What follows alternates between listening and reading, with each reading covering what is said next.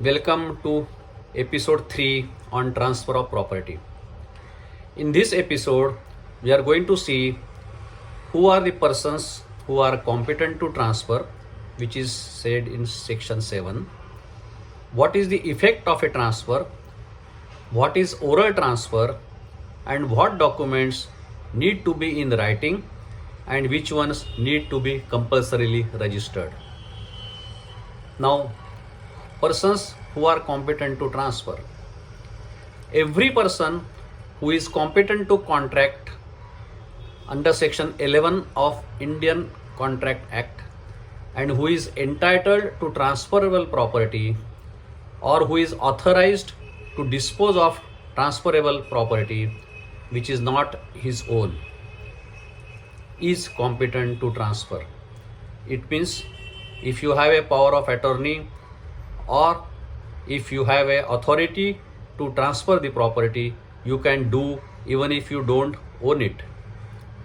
So person who wishes to transfer the property must be competent to do contract. For example, must be more than 18 years of age, of sound mind, etc. as per the Contract Act. Or must either be owner of the property or he is authorized to dispose of the property. A guardian, karta of Hindu undivided family property or a trustee is authorized to transfer. Property must be transferable. Section 7 does not state who is competent to be transferee. So the transferee can be a minor, a lunatic, etc. Please note. Now section 8 then deals with effect of transfer and says that unless there is a specific and express different intention mentioned, transfer of property passes forthwith to the transferee all the interest which the transferor is capable of passing. For example, in case of land and houses, the easement annexed thereto, rent and profit which is accruing out of that land, all things attached to the earth gets transferred. The machinery attached to earth, etc. gets transferred.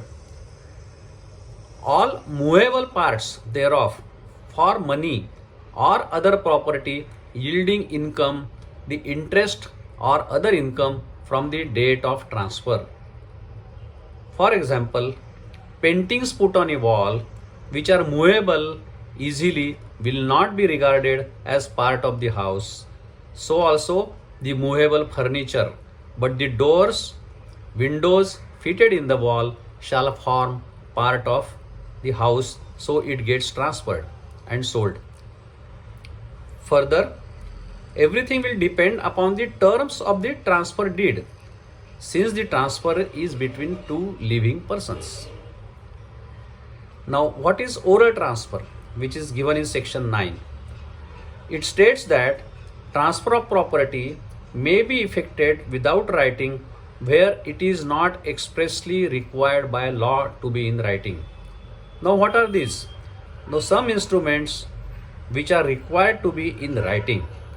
So, sale of immovable property value more than rupees 100, simple mortgage, whatever may be the amount, all other mortgages securing more than rupees 100, leases of immovable property from year to year for a term of more than 1 year or reserving a yearly rent, exchange and gift of immovable property and transfer of actionable claim.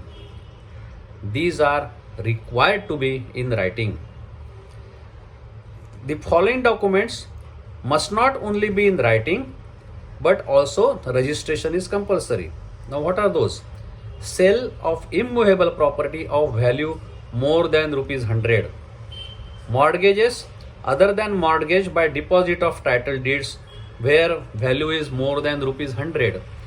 Lease of immovable property from year to year or for a term more than a year. gift of immovable property, and agreement of leave and license. Now these documents must be in writing and also must be registered. In nutshell, to summarize, what are the essentials of a valid transfer? Let's see. 1. Transfer must be between two living persons. 2. Transferor must be capable to contract. Third, transferor must be entitled to the property or has authority to dispose it of. Fourth, the property must be transferable.